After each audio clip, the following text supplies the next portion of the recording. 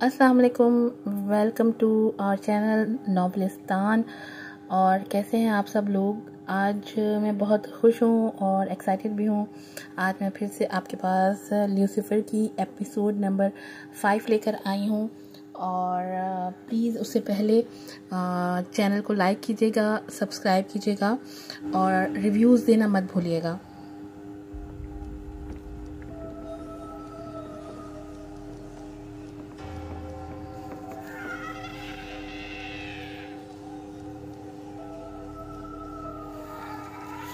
वो एक तितली का रूप धारे परिस्तान से कोहिकाफ तक पहुंची थी। उसे कोहिकाफ के राजा शाही जन्नात से मिलना था, जो अपने महल से बाहर गया हुआ था।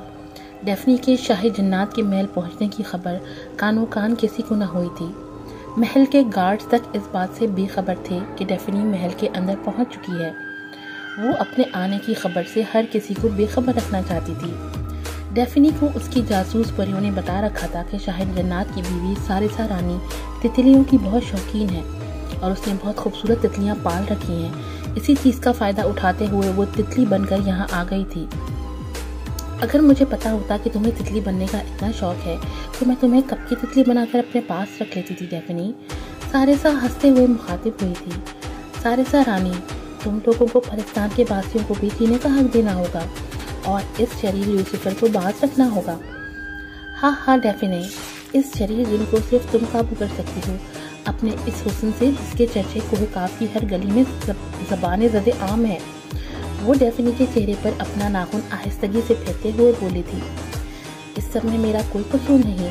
कसूर हमेशा परियों का ही होता है डेफिने। एक खूबसूरत परी भला किसकी ख्वाहिश नहीं होगी। अगर यही सब कोई तुम्हारे साथ करे, शाही जन्नात को मारकर, तो तुम्हें कैसे लगेगा सारिसा रानी। दीवाने का ख्वाब। हा किस मखलूक में हिम्मत है कि वो शाही जन्नात की तरफ आंख उठाकर भी देख सके। कोई भी ताकतवर दियो। शाही जन्नात ने दियो की वादी पर हाल में ही कब्जा किया है डेफनी। किसी दियो में अब इतनी ताकत बाकी नहीं रही कि वो शाही जन्नात का सामना कर सके। ल्यूसीफर जो पहले ही शाही जन्नात का हुक्म मानने से इनकारी है, वो तुम बहुत शातिर हो डेफनी। मैं शातिर नहीं हूँ, बता रही हूँ। अगर ल्यूसीफर मेरे शौहर को मारकर मुझ तक पहुँच सकता है तो यही काम वो तुम्हारे साथ भी कर सकता है सारिसा रानी। तो बेहतर है कि हम मिलकर ल्यूसीफर का मुकाबला करें। अगर तुम तितली बनकर हमेशा मेरे पास रहने की हामी भर लो तो मैं ज़रूर ल्यूसीफर का मुकाबला करूँगी और फिर शाही जन्नात भी तो अपने महल में तुम्हें देखकर खुश हो जाएंगे। डेफनी को पाने की ख्वाहिश हमेशा शाही जन्नात के दिल में ही मदफन रह जाएगी सारिसा रानी। वो खौफनाक अंदाज में हंसी। आखिर मैं तुम्हारी बातें सुन ही क्यों रही हूँ। उसने गुस्से से अपनी उंगलियों को घुमाकर एक जादुई पिंजरा डेफनी की तरफ फेंका था, जो डेफनी के पास जाकर टूट गया। डेफनी ने एक जादुई लॉकेट पहन रखा था, जिसके होते कोई भी जादू डेफनी पर असर नहीं कर सकता था। ये जादुई लॉकेट शहजादा एमर की परदादी का था, जो एमर के दादा ने अपनी बीबी को जन्नात से बचाने के लिए दिया था। महल में नाकाम जादू का सिग्नल शाही जन्नात तक लम्हे भर में पहुंच गया और वो पलक झपकते महल में पहुंच गया था। आपने ख्वामखा इतनी तकलीफ की, मैं तो सिर्फ अपनी मेहमान को जादू सिखा रही थी। सारिसा रानी ने झट से अपना रूप बदल लिया था। वो जानती थी कि बूढ़े हो चुके शाही जन्नात को अपनी जवान बीबी सारिसा चुड़ैल की ऐसी हरकतें बिल्कुल पसंद नहीं थी। शाही जन्नात ने हैरान कुन नज़रों से डेफनी को एक नज़र देखा था, जैसे वो हैरानगी का इजहार कर रहा हो। तुम यहाँ फिर मदद मांगने आई हो डेफनी। जी शाही जन्नात, मुझे मेरे परिस्तान की हिफाजत के लिए जिन गार्ड्स चाहिए। डेफनी, तुम जानती हो कि मैं एक जिन के खिलाफ तुम्हारी मदद नहीं कर सकता, वरना कोहिकाफ के जिन ही मेरे खिलाफ हो जाएंगे। कोहिकाफ के जन्नात और शाही जन्नात को समझना चाहिए कि इनकी वादी का एक शरीर जिन परिस्तान की मासूम परियों को तंग करता है। एमर की मौत के बाद तुम्हें ल्यूसीफर से शादी कर लेनी चाहिए थी डेफनी। मैं एक ऐसे शख्स से शादी कैसे कर सकती जो मेरे शौहर का कातिल हो। तुम्हें एमर से शादी करनी ही नहीं चाहिए थी डेफनी। वो एक कमज़ोर और गैर मकबूल जन था, मगर वो मेरे दिल में बहुत मकबूल था शाही जन्नात। और मुझे आपकी बातों से लगता है कि आप भी इस सब खेल में शामिल हैं। ये इल्ज़ाम तुम कैसे दे सकती हो डेफनी, जबकि मैंने तुम्हारी और एमर की शादी में तुम दोनों के माँ बाप को तुम्हारी हिफाजत की यकीन दहानी करवाई थी। फिर आप इस सब में क्यों नाकाम रहे। क्योंकि डेफनी, तुमने बहुत से ऐसे काम किए थे जो इस मुआहदे की खिलाफ वर्जी थी। उसके बाद भी मैंने कई जिन परेशान की हिफाजत के लिए वक्त किए और तुम ये इल्ज़ाम। वो अफसोसनाक लहजे में डेफिनी से मुखातिब था। मुझे आपकी नीयत पर शक नहीं है शाह जन्नात, क्योंकि आप मेरे बाप की जगह पर हैं, मगर आप ही के महल में बहुत सी परियों को तितलियाँ बनाकर कैद किया गया है। सारिसा, मैं ये क्या सुन रहा हूँ? वो सवालिया नजरों से सारिसा को देखने लगा था। शाह जन्नात, ऐसा कुछ भी नहीं है। ये चालाक लोमड़ी झूठ बोल रही है। आपको इस चालाक परी की बातों में नहीं आना चाहिए। सारिसा रानी, तुम्हें परियों को कैद करके मिलता ही क्या है? झूठ मत बोलो डेफिनी। अगर तुम शाह जन्नात के महल में ना होती तो शाह जन्नात तुम्हें जरूर इस झूठ की सजा देते। वो अपने शौहर के साथ लिपटते हुए मुखातिब हुई थी। डेफिनी, मैं तुम्हें चंद दिन दे सकता हूँ, वो भी सिर्फ इस बार, क्योंकि मैं अपने मासूम जिन्नात को ल्यूसीफर के हाथों नहीं मरवाना चाहता। ल्यूसीफर आपका भी तो दुश्मन है शाह जन्नात। आखिर उसने इस वादी से भी तो बगावत की है। हम अपने मुजरिम को खुद सजा दिलवाएंगे, मगर अपने किसी बागी के खिलाफ किसी परी की मदद नहीं कर सकते। ल्यूसीफर से लोग जितना भी नाराज हों, मगर उसके बावजूद वो तुम्हारी और उसकी जंग में या तो खामोश रहेंगे या लूसीफर के हामी। छोड़े ना आप भी। सारिसा ने शाह जन्नात को टोका। डेफिनी हमारे साथ खाना खाओगी? बहुत शुक्रिया सारिसा रानी। डेफिनी ने दोबारा अपना रूप बदला और वहां से निकल गई।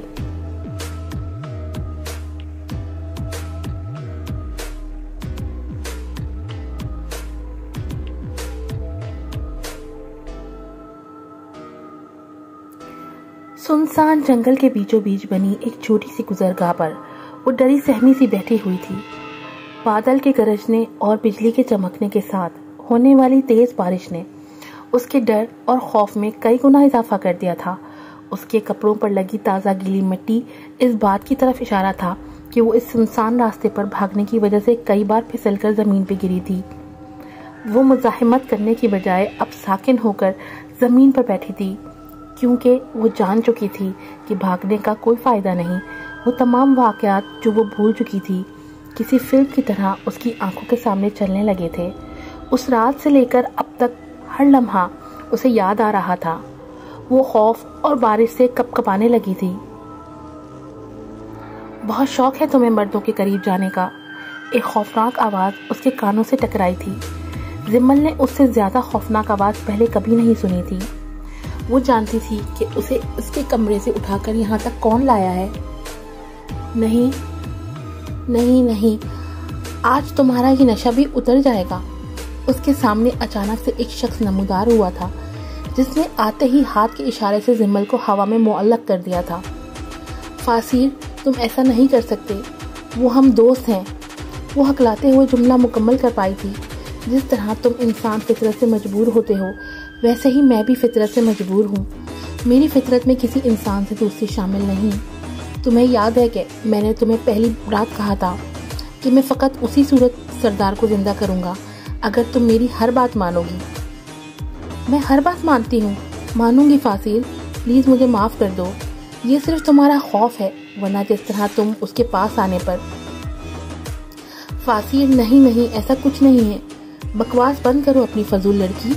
वो एक ही लम्हे में जादू से खींचकर उसे अपने करीब कर चुका था। जिम्मल उसके बिल्कुल करीब आ गई थी। कुंवारी इंसानी लड़कियां हमेशा से जिन्नात की पसंदीदा माशूका रही हैं। जिम्मल, फासिल ने अपना लहजा इस बार नरम किया था। वो जिम्मल के जिस्म के गिर्द अपनी बाहों का इसार बनाकर उसे मजीद करीब ले आया था। मैं भी उस रात तुम पर आशिक हो सकता था जब तुम बरहना होकर नहा रही थी, मगर मुझे एक कुंवारी लड़की जिसको कभी किसी मर्द ने ना छुआ हो अपने ख़ास मकसद के लिए चाहिए थी, और मैंने अपनी जिन्नाती हवस पर अपने मकसद को तरजीह दी क्योंकि मुझे वो ज़्यादा अजीज़ था। मगर जब तुम खुद ही ये सब चाहती हो तो फिर आखिर मैं क्यों ना मैं ही तुम्हें अपनी हवस का निशाना बना लूँ। वो उसके कान के गिर्द सरगोशी करता हुआ उसकी गर्दन तक गया था। नहीं नहीं फासिल, फिक्र ना करो जिम्मल, मैं इंसानी रूप में ही ये सब करने वाला हूँ। नहीं नहीं, तुम ऐसा नहीं कर सकते। वो खुद को छुड़ाने की नाकाम कोशिश कर रही थी। तुम्हें मर्दों से दूर रहने वाली लड़की चाहिए थी और मैं वही हूँ। तुमने खुद कहा था कि मुझे तुम्हारी ज़रूरत है। तुम ये सब, जब तुम खुद अपनी फितरत के हाथों मजबूर हो तो मैं क्या कर सकता हूँ। जिम्मल, फासी ने खौफ से फैली हुई उसकी आंखों में देखा था, जो बिल्कुल खुश थी। नहीं, तुम्हें गलतफहमी, मुझे गलतफहमी नहीं हुई जिम्मल सुल्तान शहजादी, फासी ने जिम्मल को टोका। कोई भी औरत एक महदूद वक्त से ज्यादा खुद को मर्द से दूर नहीं रख सकती, ये इंसानी मखलूक की फितरत है। फासी ने उसकी गर्दन पर अपनी जुबान लगाई, जैसे वो उसके बदन का जायका चख रहा हो। और मैं अब एक मर्द के रूप में हूँ, और तुम्हारी ख्वाहिश की तकमील के बाद मैं हमेशा के लिए तुम्हें छोड़ जाऊंगा, क्योंकि तब तुम मेरे किसी काम की नहीं रहोगी। मेरा यकीन करो फासी, मेरी ऐसी कोई ख्वाहिश नहीं। मैं सिर्फ सरदार से प्यार करती हूँ। प्यार? हाँ, प्यार। इंसानों के दरमियान नामहरम रिश्तों में जिस्म के बगैर किसी प्यार का कोई तस्वुर नहीं। ये सिर्फ एक दूसरे के बदन तक रसाई का एक बहाना है। नहीं फासी, तुम गलत हो। प्यार और हाफिज दोनों अलग हैं। तुमने सिर्फ मर्दों को अपने जिस्म से दूर रखने का कहा था। प्यार तो जिस्म का मोहताज नहीं होता। वो अब भी मुसलसल खुद को छुड़ाने की कोशिश कर रही थी। फासी ने अपना एक हाथ उसके कंधे पर रखकर मसला था। आज के बाद तुम किसी और मर्द के काबिल नहीं रहोगी जिम्मल। नहीं फासी, प्लीज नहीं। वो रोने लगी थी। फासी की गर्म सांसें उससे टकरा रही थी और बारिश का तेज पानी उसके बालों से बहने लगा था। तुम्हारे घने सियाह बाल मुझे तुम्हारी तरफ माइल कर रहे हैं। जिम्मल मफलूज हो चुकी थी। वो उसके मफलूज बदन को घुमा चुका था। उसने अपनी उंगली से उसकी कमर पर फेंकते हुए उसके लिबास को कैंची की मानंद काट दिया था। नहीं फासी, ऐसा मत करो फासी, तुम्हें खुदा का वास्ता है, रुक जाओ। मैं ऐसा ही करूंगा जिम्मल, क्योंकि तुम मुझे सिर्फ एक मौका दो। मैं वैसे ही बनूंगी जैसा तुम चाहते हो, मगर प्लीज प्लीज, तुम वैसा कभी नहीं बन सकती जिम्मल। मैं उससे दूर रहूंगी, बल्कि सबसे दूर रहूंगी। ये सिर्फ खौफ है जो होश में आते ही खत्म हो जाएगा जिम्मल। नहीं होगा। तुम मुझे जो मर्जी सजा दे लेना, मगर जिम्मल, तुम बार बार भूल जाती हो कि अगर मैं तुम्हारे साथ कोई भी जबरदस्ती करूंगा तो तुम मेरे किसी काम की नहीं रहोगी। इसलिए मौका देना फजूल है, क्योंकि मैं डरा धमकाकर तुम्हें अपने मकसद में इस्तेमाल नहीं कर सकता, और डर और खौफ के बगैर तुम अपनी फितरत से बाज नहीं आ सकती। उसकी उंगली गर्दन से कमर तक आकर रुक गई थी। वो उसकी कमीज एक सीधी लाइन में चाक करके उसका रुख अपनी तरफ फेर चुका था। मेरा यकीन करो फासी, मैं वैसा ही करूंगी जैसा तुम। वो रोते हुए बोल रही थी, मगर प्लीज मुझे दागदार मत करो, प्लीज। ये सिर्फ खौफ है जिम्मल, सिर्फ खौफ, वगरना तुम्हारे दिल में जो है वो मैं सब जानता हूँ। मेरा यकीन करो, मैं सच कह रही हूँ। बकवास बंद करो। उसने अपना लहजा वसीला किया और फिर गुस्से से उसे एक तरफ फेंक दिया। मुझे नफरत है इस झूठ और धोखे से। फासी जल्दी से उसकी तरफ लपका। वो एक तरफ जमीन पर गिरी हुई थी और उसके बदन से उसकी कमीज गायब थी। ये झूठ नहीं, सच है। मैं उससे प्यार करती हूँ, सिर्फ प्यार। मुझे उसके जिस्म की कोई चाहत नहीं। अगर इस सब के बाद भी तुम ये सब करना चाहते हो तो कर गुजरो। शायद मैं इसी काबिल हूँ और मेरे साथ यही होना चाहिए। और वो सरदार, जिम्मल मानी खैज़ी अंदाज में उससे मुखातिब हुआ था। और वो सरदार जिम्मल मानी खैज़ अंदाज में उससे मुखातिब हुआ था। मैं नहीं जानती कि उसके दिल में मेरे लिए क्या है। मैं सिर्फ उसका साथ चाहती हूँ, मगर फिर तुम उसी मोहब्बत के हाथों मजबूर हो जाओगी। फासीर उसके ऊपर आ चुका था। ऐसा कभी नहीं होगा फासीर, क्योंकि मुझे खुद पर और अपनी मोहब्बत पर यकीन है। अगर ऐसा हो गया तो, अगर कभी मैंने उसको अपना बदन छूने भी दिया तो फिर जिम्मल का बदन तुम्हारी जागीर होगा। तुम जो चाहो। मुझे खुशी हो रही है क्योंकि ऐसा ही होगा, और फिर तुम बखुशी अपना बदन मुझे सौंप दोगी। आज से तुम पर कोई पाबंदी और खौफ नहीं। अब हम तभी मिलेंगे जब वो तुम्हारे बदन तक पहुंचा। वो एक झटके से अपने बिस्तर पर पहुंच गई थी। उसका जिस्म अब भी गीला और कपड़ों पर ताज़ा गीली मिट्टी चस्पा थी।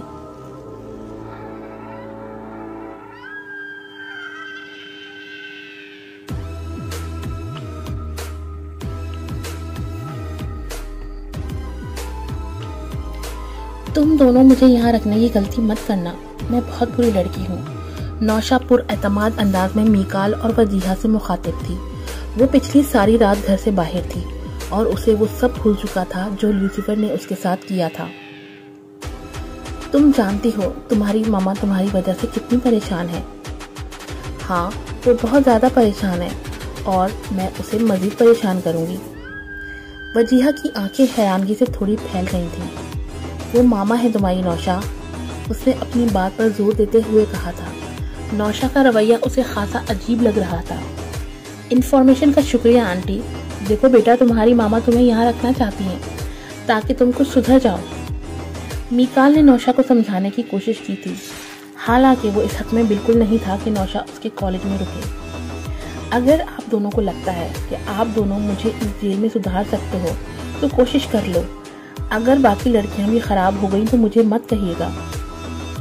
हा धमकी। मीकाल के चेहरे पर रस्मी सी हंसी आई।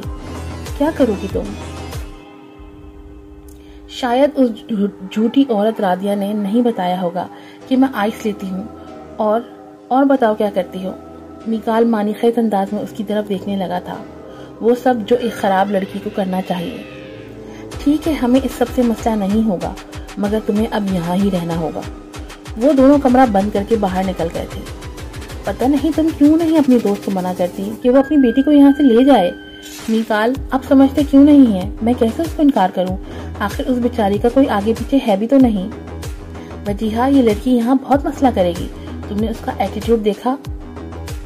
अगर उसकी जगह हमारी बेटी होती तो क्या तब भी आप उसको इस तरह से रखने से इनकार करते? हमारी बेटी हया कभी इस स्टेज तक नहीं पहुंचती कि उसे ऐसी हरकतें करनी पड़ती। अगर बिलफर्ज पहुंच जाती तो तब भी तो हम उसको ठीक ही कर देना, बजाय कि उसे उसके हाल पर छोड़ देते। नौशा भी तो किसी की बेटी है, हमें एक मौका देना तो चाहिए। हो सकता है वो। वजीहा, यू नो व्हाट, मैं तुम्हें मजीद नहीं समझा सकता। अगर तुम्हें अपने पांव पर कुल्हाड़ी मारने का इतना ही शौक है तो मार लो, मगर तुम्हें इस कॉलेज के मुतालिक हर चीज रादिया को बतानी होगी। मीकाल वजीहा को टोकते हुए हुक्मिया अंदाज में मुखातिब हुआ था। मगर मीकाल, वो अगर मगर कुछ नहीं वजीहा, तुम्हें यह हर सूरत करना होगा। मीकाल के बारहा जोर देने पर वजीहा को हार मानना पड़ी थी। वो डॉक्टर रादिया को कॉलेज से गायब होती लड़कियों के बारे में सब बता चुकी थी। अल्लाह रहम करे, ये बहुत खौफनाक है वजीहा। रादिया उसकी बात सुनकर परेशान हो गई थी। मगर मेरे पास कोई दूसरा रास्ता मौजूद नहीं है वजीहा। ये सेंटर ही मेरी आखिरी उम्मीद है। मुझे कोई मसला नहीं रादिया, मगर मुझे समझ नहीं आ रही कि आखिर तुमसे उसकी तरबियत में क्या गलती हुई है जो ये नशे की लत तक पहुंच गई। अक्सर इंसान को अपनी खताओं की सजा दुनिया में ही मिल जाती है। यही मेरे साथ हो रहा है, वगरना मैंने उसकी अच्छी तरबियत करने में कोई कसर नहीं छोड़ी थी। वजीहा रादिया को सुनते हुए सवालिया नजरों से उसे देख रही थी। उसको ज़ीशान के मुतालिक सब पता चल गया है। यही वजह है कि ये मुझसे शदीद नफरत करने लगी है। ओह माय गॉड, वो सब उसको कैसे पता चला? पता नहीं किसने वो सब बातें उसके दिमाग में भर दी हैं कि उसके बाप से अलहदगी की वजह मैं हूँ। क्या इसे वो सब भी पता चल गया? वजीहा सवालिया नजरों से उसे देखने लगी। हाँ शायद। वो कुछ देर सोचने के बाद नजरें झुकाकर बोली थी। उसके इकरार ने वजीहा पर हैरानगी का एक पहाड़ तोड़ दिया था। वक्ती तौर पर छुप जाने वाली गलतियां कभी न कभी पहाड़ बनकर सामने आ जाती हैं।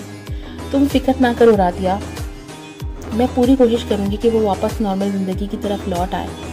वजीहा ने उसे दिलासा दिया था।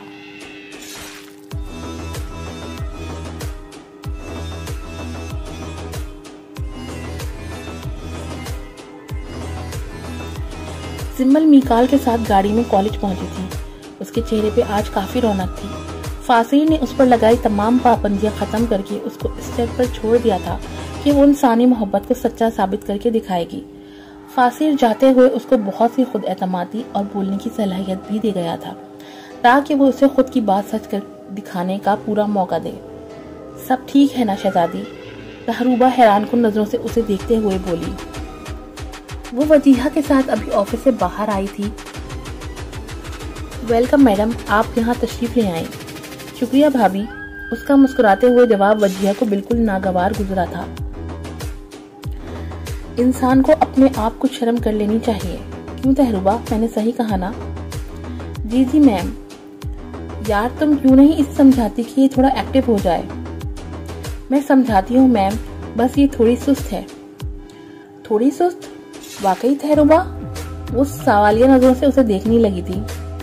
अगर इसकी यही हालत रही तो ये पूरी जिंदगी अपने कमरे तक ही महदूद रह जाएगी। और ये दौर ऐसी औरत के लिए बिल्कुल नहीं है जो सिर्फ अपने कमरे तक महदूद हो। खामोश और अकेले रहने का मतलब हरगिज ये नहीं है कि मुझे कुछ और नहीं आता, और वैसे भी मेरा ये मयार नहीं कि मैं हर किसी को मुंह लगाते फिरूं। उसने हैरानकुन तौर पर वजिया को जवाब दिया था, जिसके सामने उसकी जबान लॉक हो जाती थी। जबान चलाने से ज्यादा दिमाग चलाने पर तवज्जो दो। वैसे भी मुझे बकवास करती जमाने जरा अच्छी नहीं लगती। मुझे भी। Just shut your mouth. Tahruba, तुम हया के साथ नौशाद के पास जाओ और उसकी केयर करो। मैडम का दिमाग आज खराब चल रहा है। वो आंखें फाड़कर वजिया को घूरते हुए वहां से चली गई। तहरुबा कुछ देर वहीं खामोश खड़ी जिमल को देखती रही थी। जिमल, तुम्हें क्या हो गया था? वो हैरानगी से मुखातिब हुई। क्यों, मैंने कुछ गलत किया तहरुबा? गलत नहीं, बहुत गलत। तुम होश में तो हो? हाँ, मैं होश में हूँ। तुम्हें डर? मुझसे ज्यादा डर तो तुम्हें लग रहा है तहरुबा। तुम में कोई भूत तो नहीं आ गया जिमल? भूत आया था, अब तो चला गया। तुम वाकई मुझे बहकी हुई लग रही हो जिमल। छोड़ो, आओ हम इस नई बिल्डिंग में चलते हैं। नहीं वजिया भाभी। छोड़ो यार वजिया को, तुम्हें हो क्या है किया है? जिमल, इतनी बातें कब से आ गई तुझे? खामोशी से मेरे साथ चलती रहो। वहाँ सरदार तो नहीं है? नहीं, सरदार को वहाँ भला क्यों जाना था? तुम खुद जाओगी जिमल। क्यों, मैं नहीं जा सकती क्या? अब मुझे वाकई लग रहा है कि तुम होश में नहीं हो। अच्छा, वो सरदार का नंबर मांग रही थी। कौन? वो हया? हाँ, वही तुम्हारी भांजी। हाय, दे देती ना तुम? क्या वाकई? हाँ, दे दो ना उसे भी। उसे भी अपनी कोशिश कर लेनी चाहिए, फिर ही तो हकीकी ताकत का पता चलेगा। कैसी ताकत?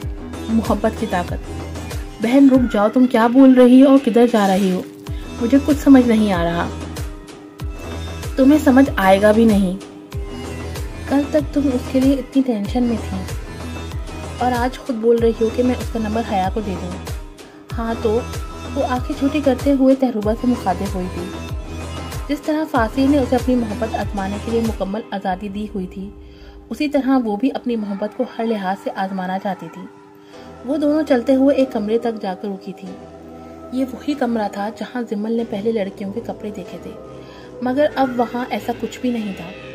यहाँ इसी जगह पर कुछ लड़कियों के कपड़े थे और मुझे लगता है ये वही लड़कियाँ हैं जो कॉलेज से गायब हुई हैं। ये क्या ऑल फॉल बक रही हो? तुम्हें लगता है कि इन गायबशुदा लड़कियों के साथ इस जगह कुछ हुआ है?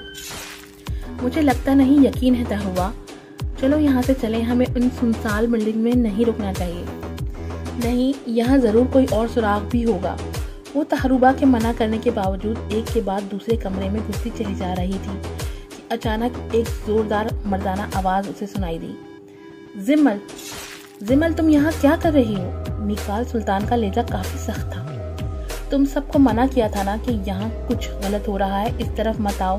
उसके बाद भी वो भाई, मैंने यहाँ कुछ नहीं देखा। तुमने यहाँ, तुम इस कॉलेज की बदनामी करवाओगी क्या? चलो यहाँ से। मगर भाई मेरी बात तो सुन। मैंने कहा यहाँ से निकलो जल्दी। वो लापता लड़कियां, मैंने कुछ कहा है तुम दोनों को। मिकाल सुल्तान ने गुस्सीले अंदाज में उनकी बात सुने बगैर उनको वहां से भेज दिया था। हाँ, शुक्र है वजीहा, तुमने उनको कैमरे से देख लिया था, वरना मिकाल सुल्तान ने फोन पर वजीहा का शुक्रिया अदा किया था, जो कंट्रोल रूम से सब देख रही थी। आज की एपिसोड यहीं पे एंड होती है। मेरी रिक्वेस्ट है कि मेरा चैनल ज़रूर सब्सक्राइब कीजिएगा और वीडियो को लाइक कीजिएगा और अपनी फ्रेंड्स और फैमिली के साथ शेयर भी कीजिएगा। जब हम लोग इतनी मेहनत करते हैं तो आप लोग जब हमें अप्रिसिएशन के तौर पे हमारा साथ देते हैं तो हमें भी खुशी होती है और अगली दफ़ा हम उससे बेहतर काम करने की कोशिश करते हैं। दुआ में याद रखिएगा। फिर मिलेंगे नेक्स्ट एपिसोड के साथ। अल्लाह हाफिज़।